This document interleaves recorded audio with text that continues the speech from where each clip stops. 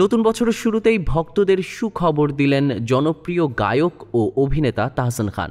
সামাজিক যোগাযোগ মাধ্যমে তাহসান জানান, জনপ্রিয় মেকআপ আর্টিস্ট রোজা আহমেদের সঙ্গে বিবাহ বন্ধনে আবদ্ধ হতে যাচ্ছেন তিনি।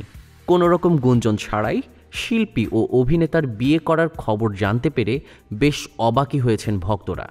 তাহসান জানান, তার হবু স্ত্রী রোজা আহমেদ নিউ ইয়র্ক বিশ্ববিদ্যালয় থেকে পড়াশোনা শেষ করার পর সেখানে রোজাস ব্রাইডাল মেকওভার নামে একটি রূপসজ্জা প্রতিষ্ঠান গড়ে তোলেন। সামাজিক মাধ্যমে তাদের নতুন জীবনের পথ চলায় শুভকামনা জানাচ্ছেন ভক্তরা।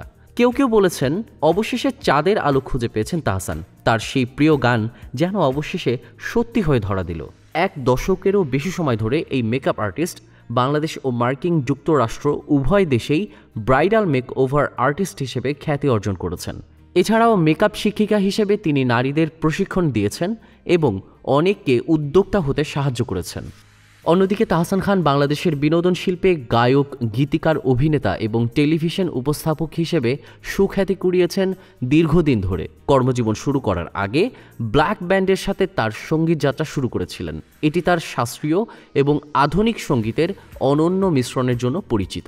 গত 18 বছর আগে 2006 সালের 7 আগস্ট বিয়ের বন্ধনে আবদ্ধ হন তাহসান খান ও অভিনেত্রী মিথিলা। এরপর 2013 সালের 30 জুলাই তাদের ঘর আলোকিত করে আসে আয়রা তাহরিম খান নামের কন্যা সন্তান।